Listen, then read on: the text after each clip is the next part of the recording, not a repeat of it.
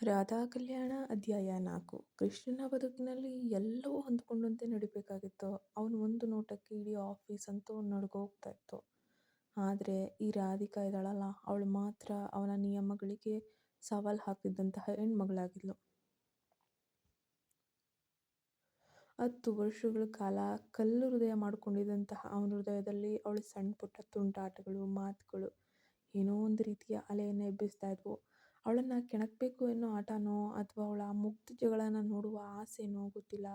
ಕೃಷ್ಣನಿಗೆ ತನ್ನ ನಿರ್ಧಾರಗಳ ಮೇಲೆ ಸಂಶಯ ಅನ್ನೋದು ಶುರುವಾಗೋ ಮಟ್ಟಕ್ಕೆ ಅವನಲ್ಲಿ ಬದಲಾವಣೆಗಳು ನಡೀತಾ ಇದೆ.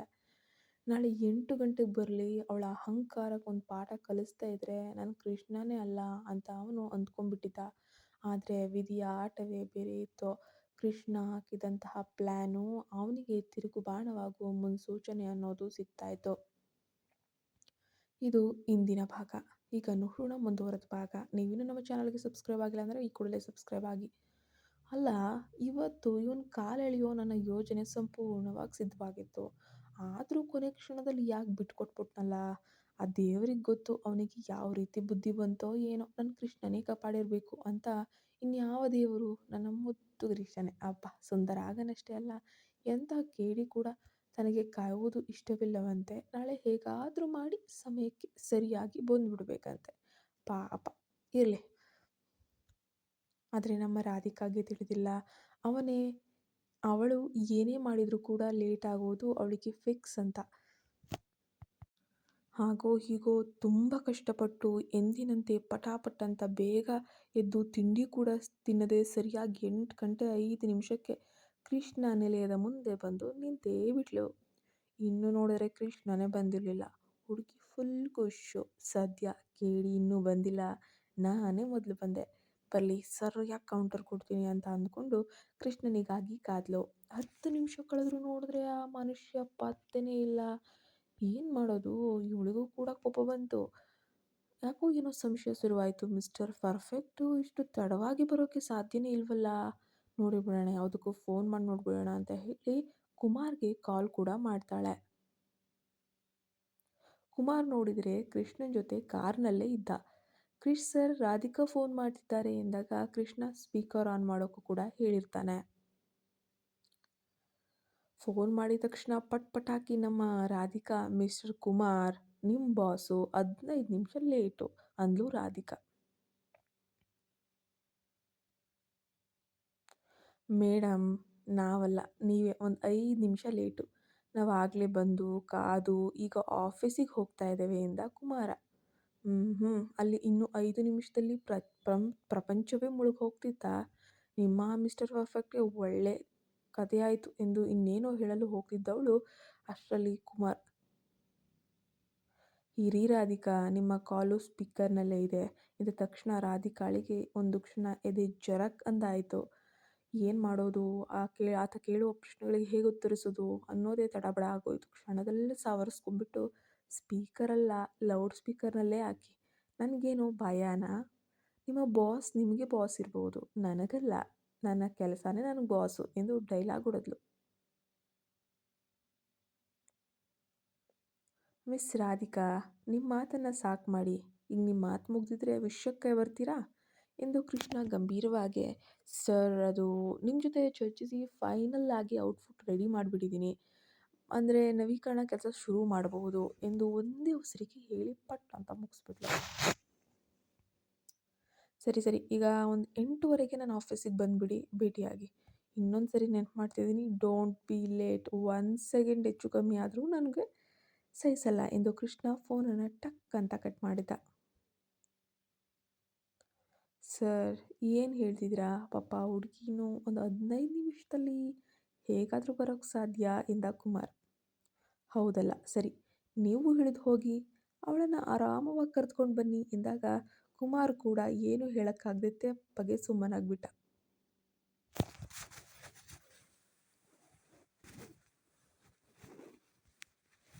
ರಾಧಿಕಾ 1/4 ಗಂಟೆಯಲ್ಲಿ ಹೆಂಗಪ್ಪ ಆಫೀಸಿಗೆ ತಲುಪೋದು ಅಂತ ಯೋಚನೆ ಮಾಡ್ತಾಳೆ.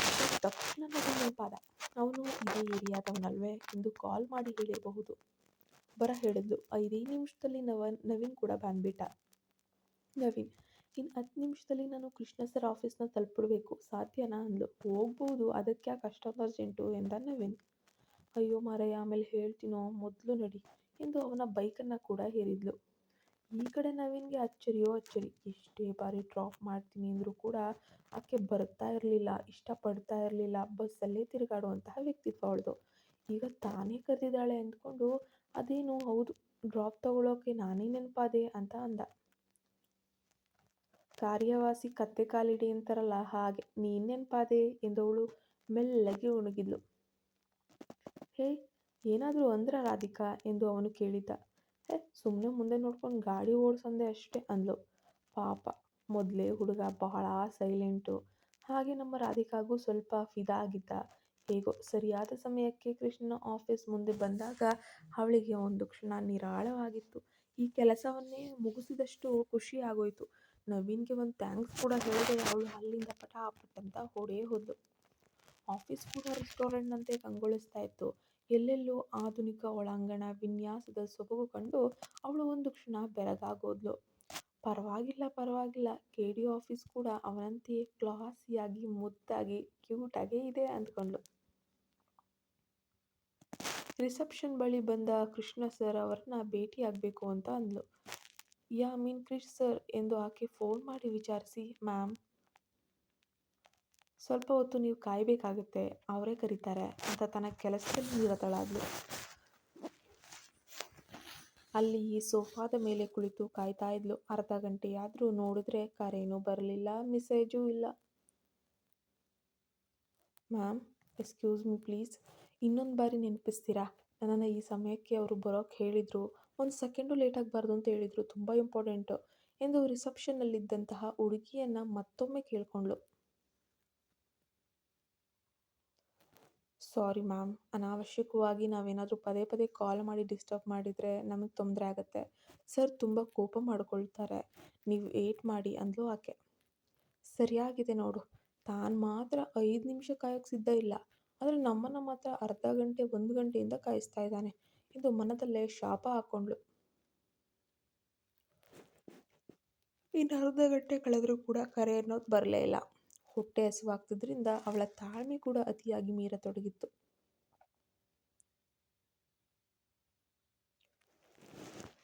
ತಿಂಡಿ ತಿಂದು ಬರೋಣ ಅಂತ ಅಂದುಕೊಂಡು, ಸರಿ ನಾನು ತಿಂಡಿ ತಿಂದು ಬರ್ತೀನಿ, ನಿಮ್ಮ ಕೆಫೆಟೇರಿಯಾ ಎಲ್ಲಿದೆ ಅಂತ ಕೇಳಿ ಹೊರಟಾಗ ತಕ್ಷಣ ಕೃಷ್ಣನ ಕರೆ ಬಂತು. ಮ್ಯಾಮ್, ಸರ್ ನಿಮ್ಮನ್ನು ಕರೀತಾ ಇದ್ದಾರೆ, ಕಾಲ್ ಬಂದಿದೆ. ರಾಧಿಕಾಳಿಗೆ ಸಿಟ್ಟು ಅನ್ನೋದು ನೆತ್ತಿಗೇರಿತ್ತು. ಹೇಗೋ ತಡ್ಕೊಂಡು ಹೋದ್ಲು. ಕೃಷ್ಣ ಅವಳನ್ನು ಮುಗುಳ್ನಗೆಯೊಂದಿಗೆ ಸ್ವಾಗತಿಸಿದ. ಆ ಮೋಹಕ ನಗುವಿಗೆ ಕ್ಷಣಕಾಲ ಸೋತರೂ ಕೂಡ ಅವಳ ಮುಖ ಕೋಪದಿಂದ ಕೆಂಪಾಗಿತ್ತು. ಅವನು ಸನ್ನಿಯಲ್ಲೇ ಕುಳಿತುಕೊಳ್ಳುವಂತೆ ಕೂಡ ಹೇಳಿದ್ದ. ಯಾವುದೋ ಕಾಲ್ನಲ್ಲಿ ಬ್ಯುಸಿ ಇದ್ದ ಅವನ ಮುಂದೆ ಕೂರದೆ ಅವಳು ಪಕ್ಕದಲ್ಲಿದ್ದ ಸೋಫಾದಲ್ಲೇ ಕುಳಿತುಕೊಂಡ್ಬಿಟ್ಲು. ನಿಮಿಷಗಳು ಹುರುಳಿದ್ವು, ಕ್ಷಣಗಳು ಹೋಗ್ತಾ ಇದ್ದಾವೆ. ಕೃಷ್ಣನ ಮಾತನ್ನೋದು ಮುಗಿತಾನೇ ಇರಲಿಲ್ಲ. ಅವಳ ಕೆಂಪಾದ ಮುಖ, ಚಡಪಡಿಕೆ ಮತ್ತು ಉರಿನೋಟವನ್ನು ನೋಡುವುದು ಅವನಿಗೆ ಏನೋ ಒಂದು ರೀತಿ ಸಖತ್ ಥ್ರಿಲ್ಲಾಗಿ, ಏನೋ ಮಜಾ ಕೊಡ್ತಾ ಇತ್ತು ಅಂತ ಅನ್ನಿಸ್ತಿತ್ತು. ಮಿಸ್ ರಾಧಿಕಾ, ಇನ್ನೊಂದು 10 ನಿಮಿಷ ಅಂದ. ಮತ್ತೆ ಅರ್ಧ ಗಂಟೆಯಾದರೂ ಆ 10 ನಿಮಿಷ ಬರಲೇ ಇಲ್ಲ. ಹಾಗೆಯೇ ಸುತ್ತಮುತ್ತ ನೋಡುವಾಗ ಅಲ್ಲಿ ಟಿವಿ ಪರದೆಯ ಮೇಲೆ ಸಿಸಿ ಕ್ಯಾಮರಾ ದೃಶ್ಯಗಳು ಕಾಣ್ತಾ ಇದ್ವು. ತಾನು ಕುಳಿತಿದ್ದ ಜಾಗ ಕೂಡ ಅಲ್ಲಿ ಕಾಣ್ತಾ ಇತ್ತು. ಅಂದರೆ ನಾನು ಹೊರಡಲು ಮುಂದಾದ ಸಮಯದಲ್ಲೇ ಅವನು ಕರೆದಿದ್ದು ಕಾಕತಾಳೀಯವಲ್ಲ, ಬೇಕಂತಲೇ ಅವನು ಮಾಡಿರೋದು ಅಂತ ಅವಳಿಗೆ ಸಂಪೂರ್ಣವಾಗಿ ಅರ್ಥವಾಗಿ ಹೋಯಿತು. ಇವನು ಇಷ್ಟೊಂದು ಮಾಡಿದ್ದಾನೆ ಅಂದಮೇಲೆ ನನ್ನ ಕೈಲಾಗಲ್ಲ. ಅಲ್ಲಿಗೆ ರಾಧಿಕಾಳ ತಾಳ್ಮೆ ಮುಗಿದು ಹೋಯಿತು. ನಾನು ಉರಿದುಕೊಂಡ್ರೆ ನಿನಗೆ ಖುಷಿ ಅಲ್ವಾ ಅಂದ್ಕೊಂಡು ಕೃಷ್ಣನ ಕಡೆ ನೋಡಿ ನಕ್ಕು ಮನೆಯಿಂದ ತಂದಿದ್ದ ಬಾಕ್ಸ್ ತೆಗೆದು ಅಲ್ಲೇ ಕೂತ್ಕೊಂಡು ತಿನ್ನೋಕೆ ಶುರು ಮಾಡಿಬಿಟ್ಲು ಮಾರಾಯಿತಿ. ಈ ಕಡೆ ಪುಳಿಯೋಗರೆಯ ಘಮ ಕ್ಯಾಬಿನ್ ತುಂಬ ಪೂರ್ತಿ ಹರಡಿಬಿಡ್ತು. ಆ ಬೆಳ್ಳುಳ್ಳಿಯ ಘಮ, ಕರಿಬೇವಿನ ಸೊಪ್ಪಿನ ಘಮ, ಅಮ್ಮ ಮಾಡಿದ ಕೈ ರುಚಿ ಅದ್ಭುತವಾಗೇ ಇರುತ್ತೆ. ಆದರೆ ಕೃಷ್ಣನಿಗೆ ಶಾಕ್ ಆಯಿತು. ಸೀರಿಯಸ್ಲಿ ರಾಧಿಕಾ, ಇಲ್ಲೇ ತಿನ್ನೋಕೆ ಶುರು ಮಾಡಿದ್ರ? Are you out of your mind ಅಂತ ಜೋರಾಗಿನೇ ಸಿಡಿದ್ಬಿಟ್ಟ. Yes sir, I am out of my mind. ನನಗೆ ಹಸಿವಾದರೆ ನಾನಾಗಿರಲ್ಲ, ಬುದ್ಧಿ ಕೆಲಸ ಮಾಡಲ್ಲ. ಓ ಸಾರಿ, ನಿಮಗೆ ಆಫರ್ ಮಾಡಲು ಮರೆತೆ. ನಮ್ಮ ಅಮ್ಮ ಮಾಡಿದ ಪುಳಿಯೋಗರೆ ಅಂದರೆ ಹಾಗೆ ಸೂಪರಾಗೇ ಇರುತ್ತೆ. ಇನ್ನೊಂದು ಬಾಕ್ಸ್ ಇದೆ ಕೊಡ್ಲಾ ಅಂತ ಕೇಳಿದ್ಲು. ಆ ಸ್ಮೆಲ್ಲಿಗೆ ಕೃಷ್ಣನಿಗೆ ಒಂದು ಕ್ಷಣ ತಿಂದುಬಿಡಬೇಕು ಅನ್ನೋ ಆಸೆ ಖಂಡಿತ ಆಯಿತು ಆ ಕ್ಷಣದಲ್ಲಿ. ಹೇಯ್ ಮಿಸ್ ರಾಧಿಕಾ, ಸ್ಕೂಲ್ನಲ್ಲಿ ಗುಡ್ ಮ್ಯಾನರ್ಸ್ ಬ್ಯಾಡ್ ಮ್ಯಾನರ್ಸ್ ಅಂತ ಹೇಳ್ಕೊಟ್ಟಿರ್ತಾರಲ್ವಾ, ನಿಮ್ಮ ಶಾಲೆಯಲ್ಲಿ ಅದೆಲ್ಲ ಕಲಿಸಿಲ್ವೇ? ಅಥವಾ ಕಲಿಸುವಾಗಲೂ ನೀವು ಪುಳಿಯೋಗರೆ ತಿಂತಾ ಇದ್ದೀರಾ, ಏನು ಕತೆ ಎಂದು ಅಸಮಾಧಾನದಿಂದ ನುಡಿತ. ಇಷ್ಟೊತ್ತು ನನ್ನನ್ನು ಉರಿಸಿದ್ದೆ ಅಲ್ವಾ, ಈಗ ನಿನ್ನ ಸರದಿ ನೋಡು, ನನ್ನನ್ನು ಹೇಗೆ ರೋಸ್ಟ್ ಮಾಡ್ತೀನಿ ಅಂತ ಮನದಲ್ಲೇ ನಗ್ತಾ ಇದ್ದು ತನ್ನ ಪಾಡಿಗೆ ತಾನು ಪುಳಿಯೋಗರೆಯನ್ನು ತಿಂತಾ ಇದ್ಲು. ಗುಡ್ ಮ್ಯಾನರ್ಸಾ? ಎಸ್ ಎಸ್, ಎಲ್ಲೋ ಓದಿದ ನೆನಪಿದೆ ಖಂಡಿತ. ಆದರೆ ಹಸಿವಾದಾಗ ನನಗೆ ಅದು ಏನು ನೆನಪಿಗೆನೇ ಬರಲ್ಲ. ತಿಂದ ಮೇಲೆ ನೆನಪಿಸ್ಕೊಂಡು ಹೇಳ್ತೀನಿ ಬಿಡಿ ಎಂದು ತಿನ್ನುವುದನ್ನೇ ಮುಂದುವರಿಸಿದ್ಲು. ಪರವಾಗಿಲ್ಲ, ಭಾರಿ ಗಟ್ಟಿ ಅಂದ್ಕೊಂಡ್ರು ಕೃಷ್ಣ ಬಿಟ್ಕೊಡ್ಲಿಲ್ಲ. ಅಲ್ಲ, ಅಷ್ಟೊಂದು ಹಸುವು ಅಂತ ಹೇಳಿದರೆ ನಮ್ಮ ಕೆಫೆಟೇರಿಯಾದಲ್ಲಿ ಒಳ್ಳೊಳ್ಳೆ ಇಟಾಲಿಯನ್ ಫುಡ್ ಕೊಡಿಸ್ತಿದ್ದೆ ಅಂತ ರೇಗಿಸ್ತಿದ್ದ. ರಾಧಿಕಾಗೆ ಅಂದಿನ ಆ ಪರದಾಟ ನೆನಪಾಯಿತು. ಅಯ್ಯಯ್ಯೋ, ಅದಕ್ಕೇನಂತೆ, ನಿಮ್ಮ ಭೇಟಿ ನಡೀತಾನೆ ಇರುತ್ತೆ, ಇನ್ನೊಮ್ಮೆ ತಿನ್ನೋಣ ಬಿಡಿಯೇ ಎಂದು ತಿಂದು ಮುಗಿಸಿ ಅಬ್ಬ ಪರಮಾತ್ಮ ತೃಪ್ತನಾದ. ಇನ್ನು ಒಂದು ಸ್ಟ್ರಾಂಗ್ ಕಾಫಿ ತರಿಸಿದ್ರೆ ಎಷ್ಟೊತ್ತು ಬೇಕಾದರೂ ಕಾಯ್ತೀನಿ, ಈಗ ಎಷ್ಟೊತ್ತು ಬೇಕಾದರೂ ವೆಯ್ಟ್ ಮಾಡಿ ಅಂತ ಅಂದ್ಲು. ಇದೇನು ಜನತಾ ಹೋಟೆಲ್ಲ, ತಿಂಡಿ ಆದಮೇಲೆ ಕಾಫಿ ತರಿಸೋಕೆ ಎಂದು ಅಸಮಾಧಾನದಿಂದ CEO ಸಾಹೇಬರು ಜನತಾ ಹೋಟೆಲ್ನಲ್ಲಿ ತಿಂಡಿ ತಿಂದು ಕಾಫಿ ಕುಡಿದಿದ್ದಾರೋ ಏನೋ ಅಂತ ಕಿಚ್ಚಾಯಿಸಿದ್ಲು. ಈ ಕಡೆ ತನ್ನ ಬಾಲ್ಯದ ದಿನಗಳು, ತನ್ನ ತಂದೆ ತಾಯಿ ಜೊತೆಗಿದ್ದ ಸುಂದರ ಕ್ಷಣಗಳು ಒಮ್ಮೆ ಕೃಷ್ಣನಿಗೆ ನೆನಪಾದವು. ಕೃಷ್ಣನಿಗೆ ಕಾಲೇಜು ದಿನಗಳು ಪದೇ ಪದೇ ನೆನಪಾಗ್ತಾ ಇದ್ದಾವೆ. ಶ್ರೀಮಂತರಾಗಿದ್ದರೂ ಕೂಡ ಕೃಷ್ಣನಿಗೆ ಅವನ ತಾಯಿ ಅಗತ್ಯಕ್ಕಿಂತ ಹೆಚ್ಚಾಗಿ ಹಣವನ್ನು ಯಾವತ್ತೂ ಕೊಡ್ತಾ ಇರಲಿಲ್ಲ. ಹಾಗಾಗಿ ಕೃಷ್ಣ ಮತ್ತು ಅವನ ಗೆಳೆಯರಿಗೆ ಜನತಾ ಹೋಟೆಲ್ ಫೇವ್ರೇಟ್ ಅಡ್ಡ ಆಗಿತ್ತು. ಆ ನೆನಪಾಗುತ್ತಲೇ ಅವನ ಮುಖದಲ್ಲಿ ಒಂದು ರೀತಿಯ ಮಂದಹಾಸ, ಪ್ರೀತಿ, ಆ ಒಂದು ಕ್ಷಣ ಉಲ್ಲಾಸ ತಂದಿತ್ತು. ಬರುವವರಿಗೆ ಒಂದು ಕಾಫಿ, ಟೀ, ನೀರು, ಜ್ಯೂಸು ತರಿಸ್ದೆ, ಹಿಂಗೆ ಸೇವ್ ಮಾಡಿ ಇಷ್ಟು ದೊಡ್ಡ ಆಫೀಸ್ ಕಟ್ಸ್ಬಿಟ್ಟಿದ್ದೀರಿ ಎಂದು ಅವಳು ಕೇಳುವಂತೆ ಗೊಣಗಿದ್ಲು. ರಿಯಲಿ, ಯು ಮೀನ್ ರಿಯಲಿ ಎಲ್ಲರ ಹತ್ರನೂ ಹಿಂಗೆ ಇರಿಟೇಟ್ ಆಗೇ ಇರ್ತೀಯಾ ಅಥವಾ ನನ್ನ ಹತ್ರ ಮಾತ್ರನಾ ಅಂತ ಸಿಟ್ಟಿನಿಂದಲೇ ಕೇಳಿಬಿಟ್ಟ. ನೋಡಿ ಸರ್, ನಾವು ಕನ್ನಡಿ ಇದ್ದಂಗೆ, ಯಾರು ನಮ್ಮ ಜೊತೆ ಹೆಂಗಿರ್ತಾರೋ ನಾವು ಅವ್ರ ಜೊತೆ ಹಾಗೇನೆ ಇರ್ತೇವೆ. ನೀವು ಸೊ ಅಂದ್ಲು ಸ್ಟೈಲಾಗಿ.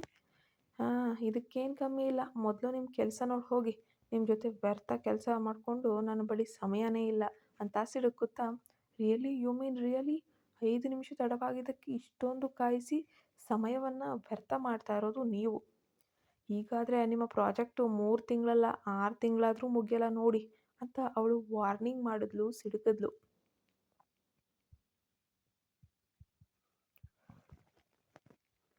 ಹಾಗಾದರೆ ಮೊದಲು ನೀವು ಸಮಯ ಪಾಲನೆ ಮಾಡೋದನ್ನು ಕಲಿಯಿರಿ ಅಂತ ಕಿರುಚಿದ್ದ.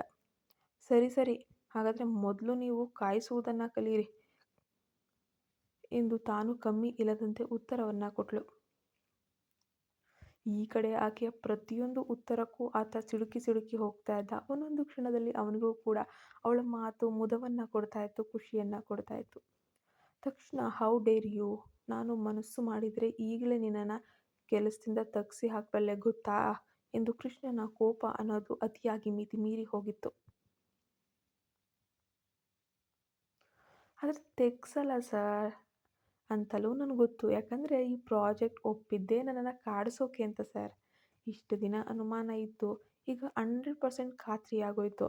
ನಾನಂತೂ ಕೆಲಸ ಬಿಡಲ್ಲ, ಸೊ ಆಲ್ ದಿ ಬೆಸ್ಟ್ ಎಂದು ಹೊರಟು ನಿಂತು. ನಿನಗಾಗಿಯೇ ಕೆಲಸ ಬಿಡುವಂತೆ ಖಂಡಿತ ಮಾಡ್ತೀನಿ ನೋಡು ರಾಧಾ ಎಂದು ಕೋಪದಿಂದ ಟೇಬಲ್ ಗುದ್ದಿದ್ದ ಕೃಷ್ಣ. ಕತೆ ಖಂಡಿತ ಮುಂದುವರಿಯುತ್ತೆ. ನಾಳೆ ತಕ್ಷಣ 7 ಗಂಟೆಗೆ ಅಪ್ಲೋಡ್ ಆಗಿರುತ್ತೆ. ತಮಾಷೆಗೆ ಶುರುವಾದಂತಹ ಈ ಜಗಳ ಗಂಭೀರವಾಗಿ ಹೋಗ್ಬಿಟ್ಟಿದೆ. ಇಬ್ಬರೂ ಸೋಲೋ ಅಂಥವರಲ್ಲ. ಇಬ್ಬರೂ ಜಿದ್ದಾಬಿದ್ದಿಗೆ ಬಿದ್ದರೆ ಇಬ್ಬರಿಗೂ ಗೆಲ್ಲಲು ಆಗ್ತಾ ಇಲ್ಲ. ಕೃಷ್ಣನ ಸಿಟ್ಟಿಗೆ ರಾಧಿಕಾ ಶರಣಾಗ್ತಾಳ ಅಥವಾ ಕೃಷ್ಣನೇ ಈ ಪುಳಿಯೋಗರೆ ಹುಡುಗಿಯ ಜಿದ್ದಿಗೆ ಸೋಲ್ತಾನ, ಅದು ಗೊತ್ತಿಲ್ಲ. ಇಬ್ಬರ ಅಹಂಕಾರದ ನಡುವೆ ಈ ಪ್ರಾಜೆಕ್ಟ್ ಕತೆ ಗೋವಿಂದ ಏನಾಗಲಿದೆ ತಿಳಿಯಲು ಓದಿ ಮುಂದಿನ ಅಧ್ಯಾಯ 5 ಶೀಘ್ರದಲ್ಲೇ ಬರಲಿದೆ, ಪ್ರತಿದಿನ ಬೆಳಗ್ಗೆ 7 ಗಂಟೆಗೆ. ಧನ್ಯವಾದ. ದಯವಿಟ್ಟು ನಮ್ಮ ಚಾನಲ್‌ಗೆ ಸಬ್ಸ್ಕ್ರೈಬ್ ಆಗಿ. ನಿಮ್ಮ ಸಪೋರ್ಟಿಂದನೇ ನಾನು ಮತ್ತೆ ಕಥೆಗಳನ್ನು ಬರೆದಾಕೋಕ್ಕೆ ಸಾಧ್ಯ. ಪ್ಲೀಸ್ ಸಬ್ಸ್ಕ್ರೈಬ್ ಆಗಿ.